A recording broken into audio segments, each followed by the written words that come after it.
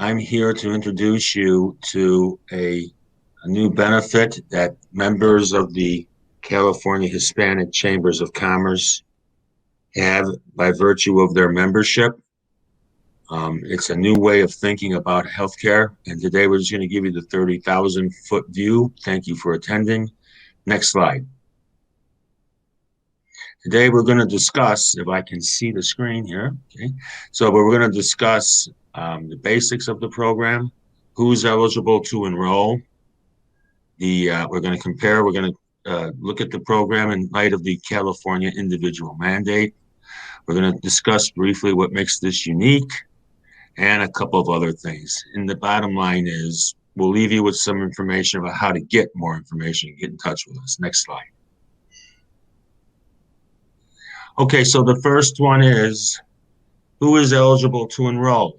So as I stated briefly at the very beginning, this program is only for members of the California Hispanic Chamber of Commerce or its affiliates.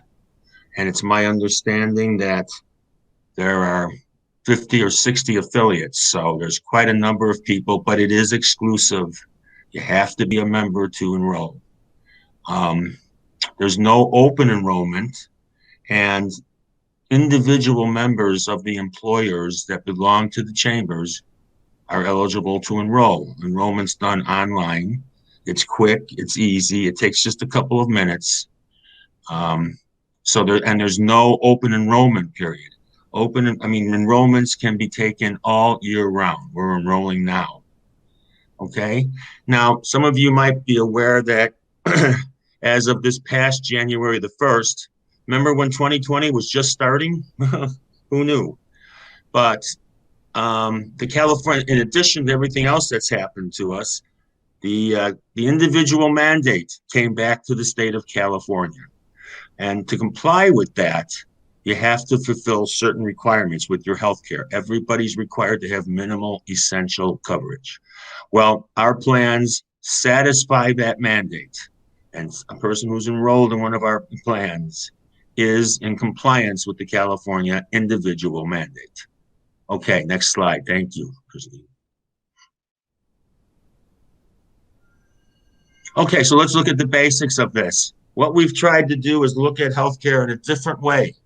So a lot of you may be familiar with the traditional major medical insurance policy, like you see on the exchanges. What we did is we divided it up to a new way. So we have our essentials, and what they do in a word is they cover outpatient services, your doctor's offices, your urgent care, visits to the specialist, x-rays, urgent care. Pretty much anything that's outpatient is covered by the essentials. There's no pre-existing with the essentials. There are networks, but our networks, and we'll prove it to you, our networks are 2 to 3 times bigger than the networks that the marketplace plans have. And if you go to our website, you'll be able to check to see if your doctors participate in our networks before you buy any plan. So the essentials are for your outpatient. They include prescriptions, they include telemedicine, they include behavioral counseling, they include a lot of other things, but they don't include inpatient, in-hospital, catastrophic medical expenses. Other than a network discount and having our advocate negotiate for you. Oops, what'd you do to me, Christine? So anyway, so for a slight charge more, you can upgrade. That's up to each individual employee can upgrade to our catastrophic coverage. And that is a health share program. And they've really been very good. So we broke it into 2 components, the outpatient, which everybody has to buy first, and then the inpatient, which we treat as an upgrade. Okay, Christine, for sure this time. Thank you. Okay, so this is a real quick little cutesy slide that we put together to try to explain a real world, how it works. And we use the Smith family, and they have a son named Junior, and he's out with their dog Gizmo, and he falls and he breaks his leg. And it turns out he's going to need surgery.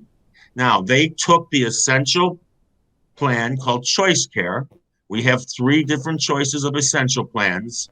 This family took Choice Care Premium and they paired it with the Zion Health Share upgrade. Okay, thank you, Christine. And on this next slide, we can see how that works out for them. So as you can see, for the trip to the urgent care, right after Junior and Gizmo break his leg, it's $50 to go to the urgent care. There's no pre-existing. It's a big network. To do the x-rays on the leg is $50. To do the trip to the general practitioner then is, what is it? Can anybody see that? It's $15, I believe. The trip to the specialist is, thank you, well, good, is $25. Then the specialist is going to do surgery, okay? The surgery then is going to be handled as an inpatient with their Zion, because remember, they upgraded. So they took an essential plan and then they upgraded. So now their Zion kicks in. And they have an initial unshareable amount of $1,000. What's nice about our upgrade is that once they pay $1,000, all the cost of curing that leg, of fixing that leg, are borne by Zion, 100%. So it's not 80-20, it's not 60-40, there's no deductible. Everything is covered by Zion then. Now, I can't really see that, but I know that if they had traditional or no insurance, the cost of those repairs on Junior's leg was $20-some thousand. With the Choice Care Premium Essential Plan that they took, with the $1,000 Zion, they paid, I can't see it, but it's like $1,200, I believe, or $1,400. So, it's a wonderful, wonderful program. There's no, Zion takes everybody. The only thing, you know what, let's go to the next slide, Christine. Thank you.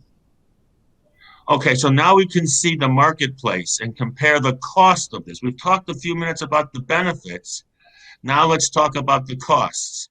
The only problem I have, Christine, I'm really having trouble even seeing the slide, and I know it all pretty good, but I don't know it that well when we get down to these costs. But as most of you know, a marketplace plan, the cost of that is based on a number of factors: your age and how many people in your family. Is that the slide I'm on? Hello, Kate? How it works in the marketplace. Okay, one more, please. There we go, right? Okay, so if you're single, age 26, and you're making $33,000, you're going to have to pay whatever it says there on that slide. I'm sorry, I just can't see. I'm here, yes, hi. Can you see it? What do they pay a single who's 26, Kate, and is making $33,000? Can you make it out? Okay, well, anyway, everybody can look at that. The important one's the bottom one there. If you're a family and you're 45 and you have a family, you're going to save $700-800 a month. You're going to have better benefits. You're going to get 100% coverage. And there's one more thing I should mention. With the inpatient benefit, there is no network. You can go to Stanford. The premium is, I believe, $543, and they get a subsidy of $127. Okay, right. And then what do they pay with us, Kate? Okay, well, I'm sure everyone can see it. Christine, why don't we keep it moving on? Thank you. All right, now, we just went over the cost and the benefits, and now this is for if you are a small employer, and compare if you have a small group plan, a traditional major medical small group plan, and we just had one employer. This is based on an actual employer in California. Okay, he's got 8 employees. We can all look at the slide. That company with 8 employees is saving $67,000 a year, and their employees have better coverage in terms of bigger networks. Their catastrophics are covered at 100%. That's good. I'm glad you switched. That's all right. Leave it there. That's all right, Christine. And then this is us versus Cobra. Unfortunately, we all know there's been a lot of furloughs. There's been a lot of layoffs. There's been a lot of terminations, unfortunately. Cobra is a wonderful, wonderful thing, but it's very expensive. As most of you know, when you lay off somebody and they want to keep their health insurance, they got to pay 100% plus a 2% admin fee. But by offering this plan to them, you can wind up saving them $700, $800, $900 that family a month. So it can really be, a lifeline to them. Okay, doesn't cost you anything. The employer does not have to contribute. Let's go. That's all right, Christine. You're doing great. Let's just keep it rolling. Good, perfect. Right. So this is an individual plan. See, so you can offer this to your employees. You can choose to pay for the essential part of it and let them choose to make the decision to upgrade or not. All enrollment is handled by us. You have a little bit quick that time, Christine. Take me back one more. Give me 5 more seconds. Enrollment's all done in line. There's no administrative burden to the employer, and the employer does not have to contribute. Or the employer contribute part of it, or the employer contribute all of it. We take care of the administrative services. Okay, Christine, thank you, ma'am. One more. So this is, as I said, the 30,000-foot view. I know everybody's had a long week at the convention, and Jonathan's waiting to talk to you, and we're going to be around for questions afterwards. But if you want to get more information, just please go to chcchealth.net. We have a Facebook page, or you can call Kate, who's here with me, at 844-344-7330, extension 708. And we're always happy and look forward to talking to you. Oh, we also have the YouTubes up on the Facebook page. Christine, I think there's just one more, and it just says a big thank you. Right? Okay. Good. I'm going to let Jonathan go, and we'll talk to everybody with questions after Jonathan's done. Thank you. Thank you, Christine. All right. Thank you very much, Ed. That was a great presentation on the health benefits. I hope that some of the audience takes advantage of what they just saw here. And thank you for the chamber for allowing us to have this conversation with you guys. And thank you so much for joining us. I know there were some competing breakout sessions, so hopefully you'll walk away from this one with the information that you're looking for. My name is Jonathan Herrera. I am the Outreach and Marketing Manager for the state's new CalSavers program. This is the private sector retirement savings vehicle for employees in the private sector who don't have access to a workplace-based retirement program. So I think what I'll do is I'll start by giving you a little bit of background about the program, let you know how we came to be and what the problem is that we're trying to address and why it's important for small businesses in particular in the Latino community. And then we'll, just like Ed did, I'll give a really high overview of how the program works, and then we'll open it up for questions on both of our presentations. So if I could have the next slide, please. We'll start out with a little bit of background on, what the situation was that the legislature was trying to address when they passed the law that created our program. One more slide, please. And what it really comes down to is nearly half of Californians are currently on a path to retire into economic hardship. And we think that a key driver of that is that there's 7.5 million Californians who are going to work every day, playing by the rules, but lack access to a workplace-based retirement savings vehicle. And that's really important because the research shows that workers who have access to a workplace-based retirement vehicle are 15 times more likely to be saving and be on a path towards retirement security. That number actually goes up to 20 times more likely if the program features automatic enrollment, which is something we're proud to say CalSavers does. Next slide, please. Let's talk a little bit more about why this is important for, our, Latino community in particular. This slide here shows a lot of information about who has access to retirement savings vehicles in the marketplace. And, what it comes down to is it's really divided along demographic lines. Next slide, please. What we see here is that, younger Americans are less likely to have access.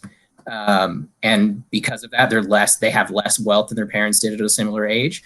Education matters. Just 22% of families headed by someone with a GED or lower has access to a retirement account. And then, of course, there are racial gaps in this problem too. Only 1 in 3 non-white families nearing retirement have access to a defined contribution plan like a 401k. In fact, our friends at Unidos US did a study back in 2018 that showed that, Latinos in the private sector are 42% less likely to have access to a retirement plan than whites. And because we know that in addition to the racial wealth gap, there's also a gender one. Older Latinas in particular also face poverty rates 3 times higher than older white women. And 1 in 5 Latinas over the age of 65 live in poverty. So with that in mind, and knowing that the best way, next slide, please, to get people saving and on a path towards retirement security is through the workplace. The state legislature back in 2016 passed Senate Bill 1234. It did a couple of really important things. Number one, it gave us the green light to create our program, which we're really excited to share with you today. But number two, it did create a new mandate on employers in California. And what that says, and this is the box on the right under employers, any business in the state of California that has at least 5 employees, if you're not currently offering a retirement savings vehicle to your employees, you're going to need to register for CalSavers and facilitate access to this program for your employees. Now, what that means in real life is employers who fit that criteria have an option. You can either go out onto the private marketplace and find an employer-sponsored plan. In a couple of slides, I'll have a list of the different ones that you can find. That information is also available on our website. Or again, you can register for CalSavers and facilitate your employees' access to our program. When it comes to employee eligibility and the way we measure your number of employees, we're looking at the average number of W-2s that you report for the previous calendar year. And then in terms of employee eligibility, any of your employees that are 18 years or older, if they're W-2'd and they have a social security number or an ITIN, they're eligible to participate in the program and should be included, given an option to participate in this program. It doesn't matter if they're part-time, full-time, seasonal workers, all of your workers should have access to this program. It's important to note at this point that we don't see ourselves as intended to replace or compete with employer-sponsored plans from the private marketplace. As I said, the goal of this legislation is to affect this retirement savings gap that exists in the state. So if we see innovation in the marketplace, more 401ks, more other types of plans, that'll be a win.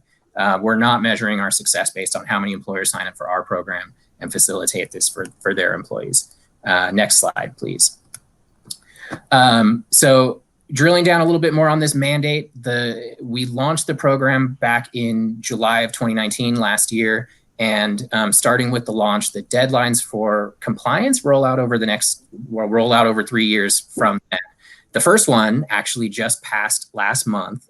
Any business that has more than 100 employees was supposed to either find a plan on the private market or register for CalSavers by September 30th of last year. So if we happen to have anyone in the audience who has more than 100 employees, isn't offering a retirement program, connect with us. We'll help you get registered and in compliance. But the next 2 deadlines roll out over the next couple of years. So if you have more than 50 employees, you'll have until June 30th of 2021. And if you have more than 5 employees, you'll have until June 30th of 2022. But it's important to note that when we opened the program statewide on July 1st of last year, it's open for all eligible businesses. So businesses with more than 50 employees or with 5 employees don't have to wait for your registration deadline. If you're ready to start helping your employees save for their futures, we're ready to help you get started. In case there are any businesses here with less than 5 employees, you guys aren't subject to the mandate. So unfortunately, you can't register as a business for the program, but we did open the program for individual participation. So your employees, or if you happen to be self-employed, gig worker, contractor, you can go to our website, calsavers.com, and set up your own account whenever you're ready. Next slide, please. I promised a list of qualified retirement plans. We're waiting for it to come up here. There it is. This is available in the frequently asked questions section of our website. So feel free to check it out, calsavers.com. But you'll see some familiar names in here: 401k, qualified pension plans, SEP IRAs, simple IRAs, and this new one, payroll deduction IRAs with automatic enrollment. Next slide, please. The next thing I'll talk about is what the employer's responsibilities are if you decide to facilitate CalSavers. So next slide again, please. But before I get into those details, I just want to talk a little bit about what we had in mind when we designed the program. The very first thing we did when the bill passed back in 2016 was reach out to small business owners and to chambers and other stakeholders who represent the small business community. And we said, what is it about the programs in the existing market that make it difficult for employers to offer this type of program to their employees? And by and large, employers were citing these same 3 hurdles. The administrative burden. It takes a lot of research. It's hard to do it. We don't have the time because we're a small business. We don't have a professional HR shop.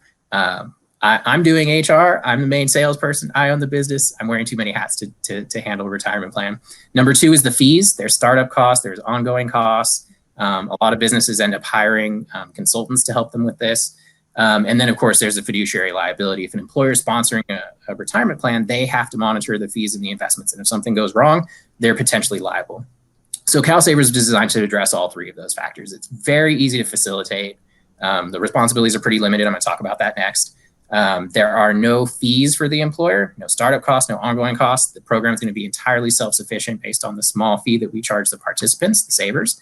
And then, of course, because employers are not sponsoring this program, employers are not fiduciaries of the program. The 9-member public board that I work for, chaired by the state treasurer, and all of our relevant contractors are the fiduciaries of the program. It's our responsibility to make sure that the program operates in the best interest of your employees. Next slide, please. So facilitating CalSavers for an employer really just comes down to 4 easy steps. Number 1 and number 2, I sort of combine them. It's register for the program and set up your account. It's a super simple online process where you set up a username and password, tell us a little bit about your business, and tell us about how you run your payroll. If it's weekly, biweekly, if you have different categories of payroll and stuff like that, we can work with you on that.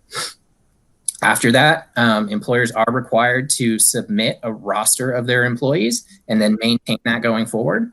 That way we can, enroll your employees or give them the option to participate. They do have to opt out of the program if they don't want to participate. Otherwise, they do get automatically enrolled.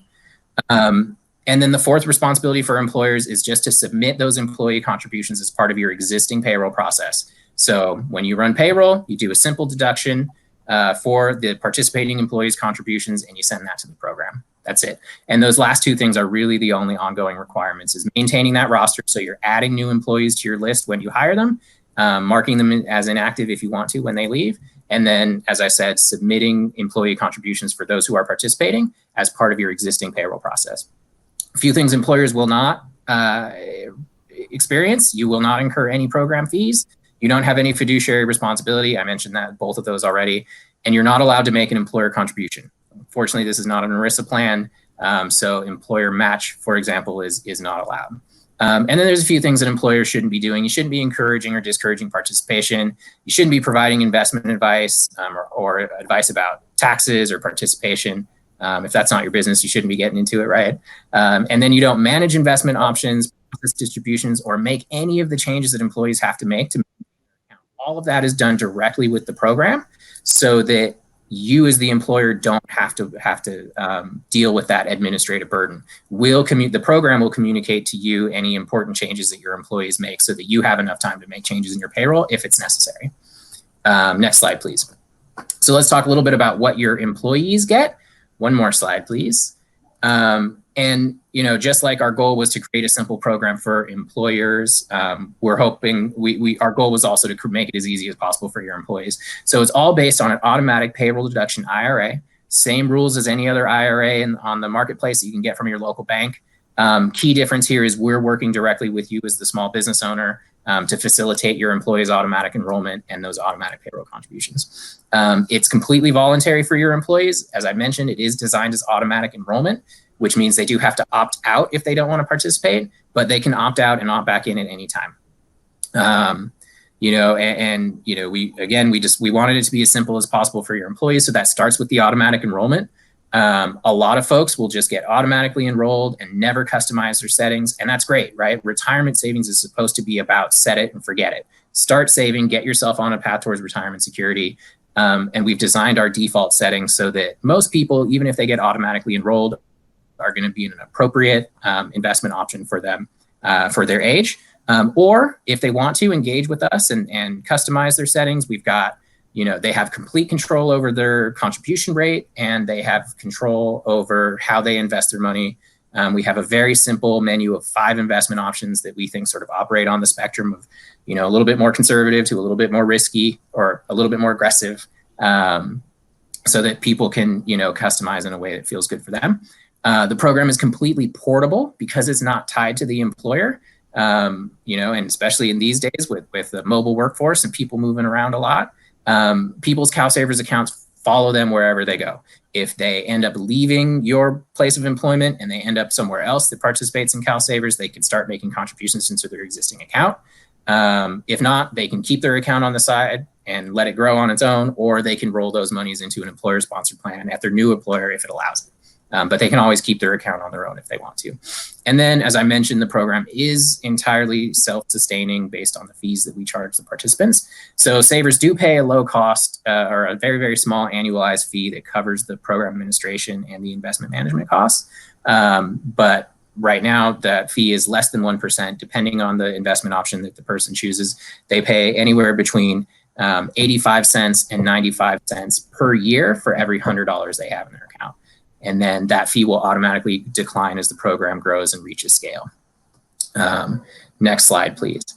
But the reason why, not only is retirement savings an important thing for you to consider at your business, but I think now in particular, even in light of the COVID situation, there's one thing that COVID has really emphasized is it's the need for workers to have programs that strengthen their short financial resiliency. And that's what CalSavers is all about.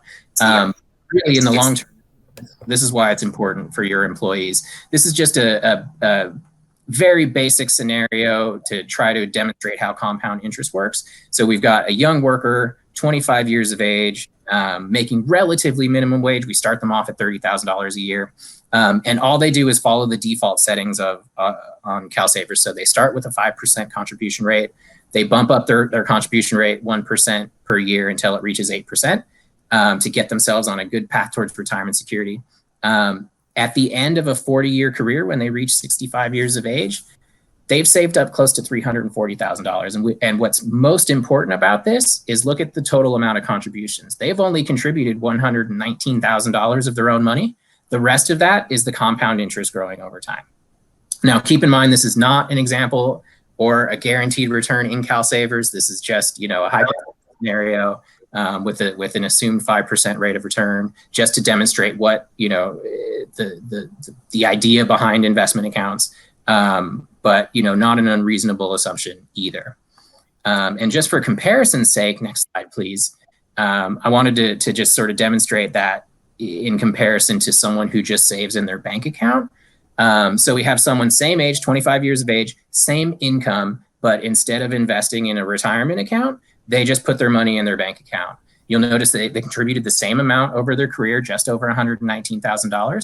But because the interest rate is so much lower, we gave them an assumed 2%, which that's crazy right now. I wish I could get 2% on what I have in the bank. Not that I have much, but hey. But the difference there is the amount of interest that it earns over time, and that compound nature of the interest. When this person walks away from their career at age 65, they've only got $163,000 saved because the returns were lower and they were paying taxes on their money as they went. So very important for your employees to be thinking about their retirement while they're doing this, while they're working. Next slide, please. Just as a comparison, we did put the two scenarios on a line chart so you can see how they diverge, when we're comparing them together. And then lastly, before we open it up for questions, and I want to talk about why it's good for small businesses. Our friends at AARP and at Small Business Majority conducted a poll a few years ago, which said that, 2 out of every 3 small business owners in California support a state retirement program that will help them and their employees save for their future. Next slide, please. And the reason why it's so important for small businesses is that it helps them attract and retain employees. And then, of course, when your employees are able to, secure their own financial future, it will boost their morale and their financial stability, which may even make them more productive in the workplace. So next slide, please. As we close out, we'll leave the screen up for just a moment. It's got my contact information, my email, if anybody wants to reach out to me, as well as our website and all of our socials. Feel free to follow us on Twitter, Facebook, and LinkedIn. That's a great way to keep track of what we're up to. But, one of the things that, we hear talked about a lot these days is, how do we take advantage of the situation that we're in right now and build back the economy better? And I think that one of the ways to do that is to make sure that your employees have access to these programs that boost their short and long-term financial stability. So again, just like Ed did, this was a very, very high level overview. We didn't really go into the details of how the program works. We, on our website, if you go to calsavers.com/events, we have a calendar up. We're doing live webinars twice a week in English, twice a month in Spanish. So feel free to connect with us if you want to learn more about that, or, check out our website or reach out to me anytime. I'd be happy to answer any questions. But thanks again for letting us talk, and then let's open it up for questions.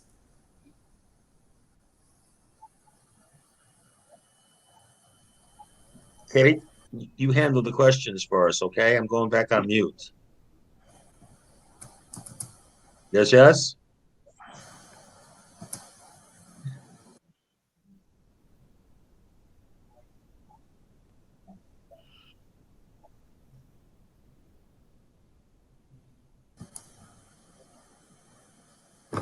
Katie, it looks like the first question is for you guys. It says, is there a maximum on Zion's initial shareable amount? Okay, so I see a question there. It says is there a maximum for Zion's initial unshareable amount? And yes, you wouldn't have more than 3 needs in a year.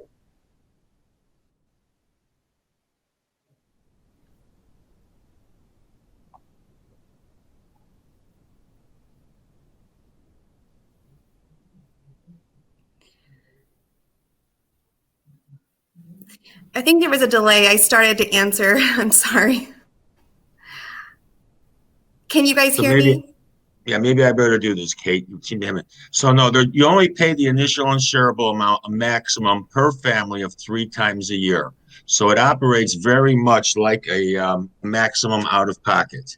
If your initial unshareable amount is $1,000, the most you can pay is $3,000 a year, and so on. We have $1,000, $2,500, and $5,000. For more, we'll get in touch with Kate. But next question, if any.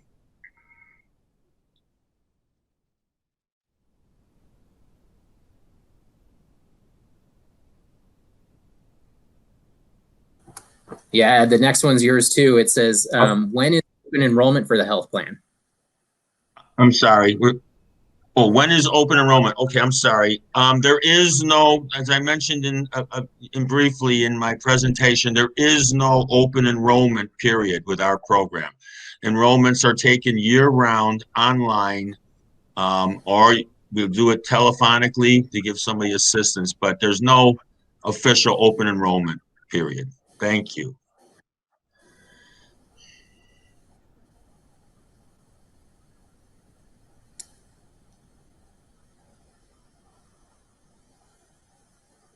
The next question's for you too, Ed. It says, I'm sorry. Oh, I see what I'm supposed to be doing. I'm sorry. Okay. What does that say for consumer advocacy? Is it just from? Oh, this is from somebody who knows a little bit about our program. Okay. Yes, we have a built-in consumer advocate to also try to, as I mentioned briefly in my presentation, if you just do the essential plan, we do have a consumer advocate, and they will negotiate before a procedure or after a procedure. We average about 40-45% discounts. They negotiate a discount and they negotiate a payment plan. Okay. Now let me see. Sure. Now that I know what I'm doing, there's no more questions. I have a question for Jonathan. Jonathan, maybe you and I and Kate can talk, in the next couple of days. I know everybody's exhausted from the convention, though, but we'd like to hear more about your program. We're always looking for something good to put on our platform, anything we can do to help. So if you have time to talk to us, we'd love to talk with you after, Not today. I'm exhausted, Jonathan, but maybe Monday or Tuesday. You're probably tired too. I definitely know that feeling, Ed. And yeah, we would definitely we're always looking to connect with stakeholders who have the ear of small businesses, of ways that we could work together to spread the word about, programs. So Yeah, thank your you very much. program sounds wonderful. I wish they had it when I was a lot younger than I am now. I hear that a lot when I'm out and about. Yes, sir. We are getting lots of questions about the health plan. New members are signing up locally. Is it true that single? Oh, and then it's already been answered. Good. Yes, they can. Okay. Good. I know that there are some monthly limitations, so we'd have to look at the layoff date and make sure we fit within the COBRA. So kind of like the sooner the better. But generally speaking, the answer to that question is yes. This is a good alternative to COBRA.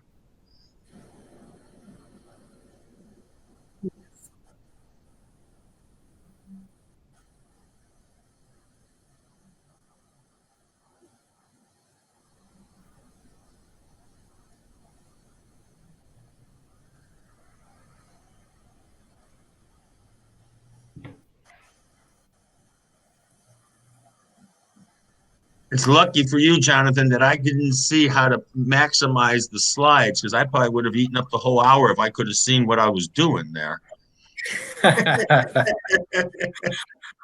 I cheated and put my slides up on a separate window so that I could. You did, huh?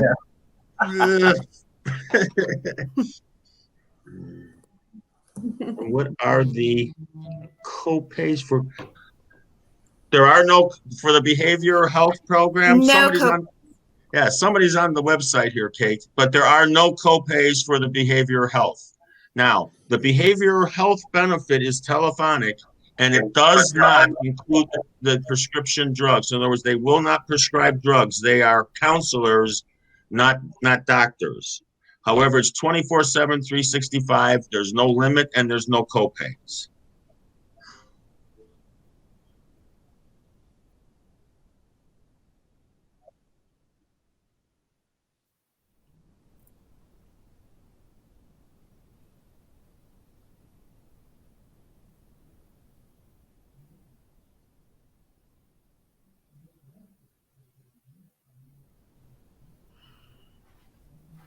That was the last question. Huh? Okay. All right.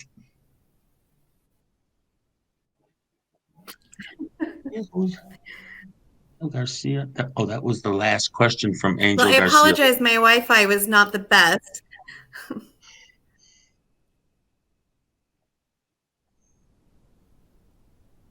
Jonathan, we don't get too many employers. I don't think we have one of over 50. Did you say that employers smaller than 50, though, can be involved in this program? Now you're muted, partner. Now I ain't got you no more. Oh, yep. I'm sorry. There you go. Yep. Thank you. No, that's right. Actually, state law requires any business with 5 or more employees. If they offer a retirement plan, they'll need to register for our program. Oh, well, then this might be something that we really can work on together then. Yeah. Okay, great. It's a great thing. Can a Chicago lawyer get involved in that, or do you ban us? You probably ban us, huh? I don't blame you. I don't blame you. Let's see. It looks like we did get another question about how can folks get in contact with either Katie or you or I for the presentations. I'm not sure. Do you know, Ed or Kate, if the chamber's making our presentations available? I know they're recording it.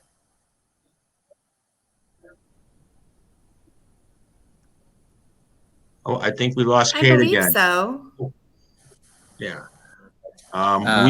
We'll have our presentation up on our website. Perfect. And for anybody who wants to connect with me directly, it looks like my information's still up on the screen, so feel free to take a screenshot or jot it down, and I can connect with anybody who'd like to in the future.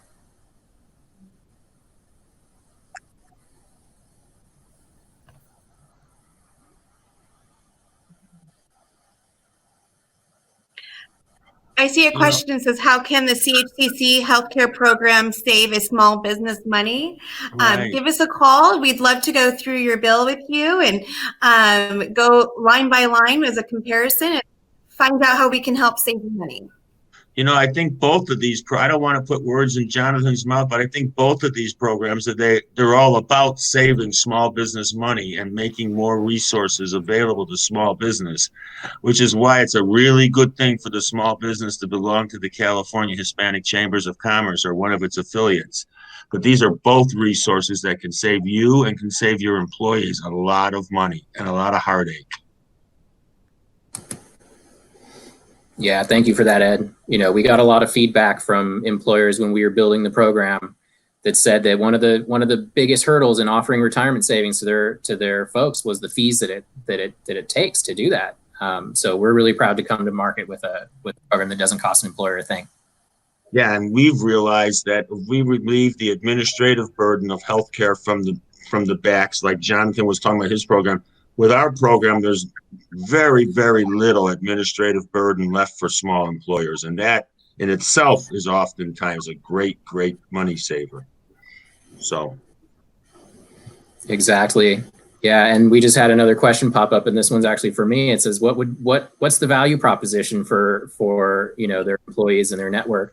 For employers, it's really those three things, right? CalSavers was designed to allow you to help your employees save for retirement without the traditional administrative burden, without the fees, and without the fiduciary liability.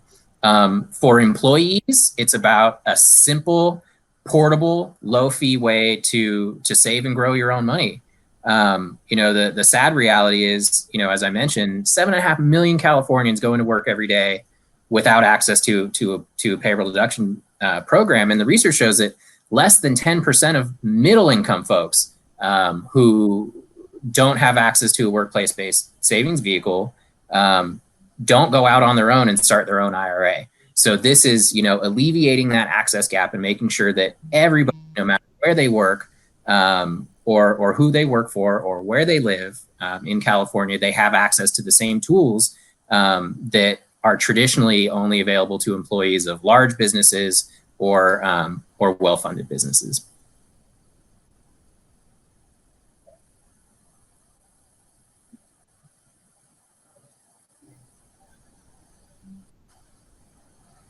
And so what we tried to do is we tried to leverage, our plans are based on pools from all over the country. So we try to leverage and bring that leverage to the small business community, much in the way that Jonathan just explained they're doing. So again, these are both programs that really give small businesses some resources, all different types, administrative savings, cost savings, both very good programs.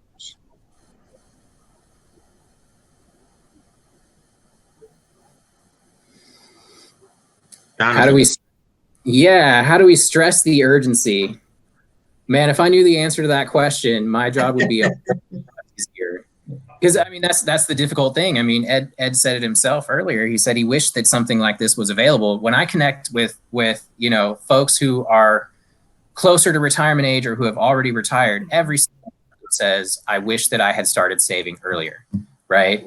I've never heard someone say, "Oh, I started when I was 20 and I saved too much money. I don't need this." But getting those folks who are still young, but who can really take advantage of this, because young folks, the thing that they have to their advantage is their youth, is that they're young. They've got time to save the money, but they're the ones who aren't thinking about, retirement down the line, 40, 45 years down my career. So I haven't figured that out yet. I've got a few ideas, right? The time value of money is a good one. Someone who starts at 20, it's a whole lot easier for them to become a retirement millionaire than someone who starts at 40.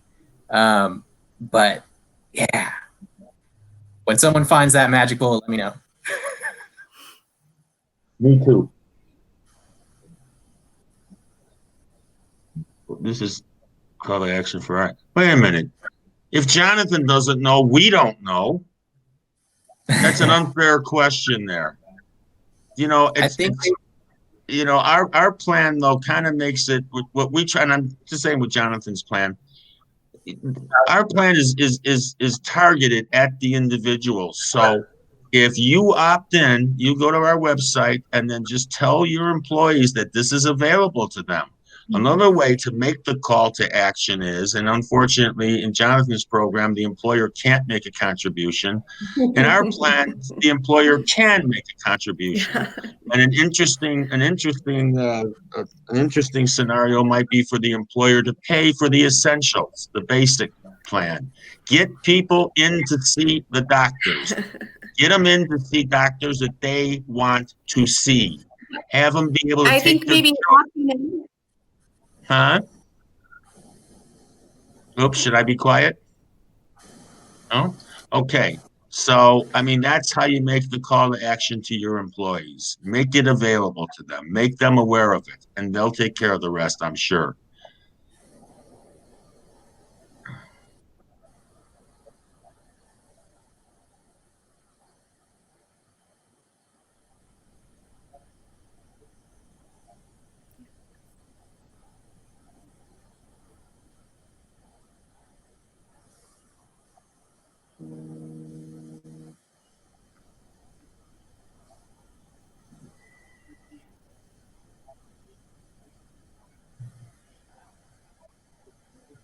Well, okay, everybody. I mean, I think that might be it. Kate, did you have any closing thoughts?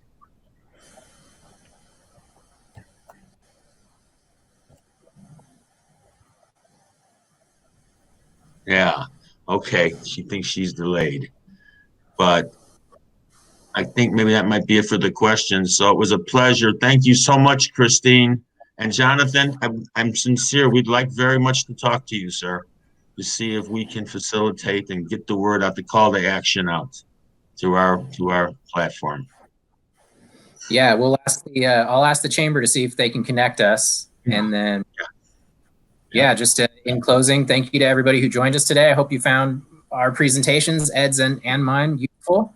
And please connect with both of us if you have follow-up questions for either of us. We'd be happy to answer your questions. And thank you to the chamber for the opportunity. Indeed. Thank you, chamber. Thank you very much. Happy Friday, everybody. Bye-bye.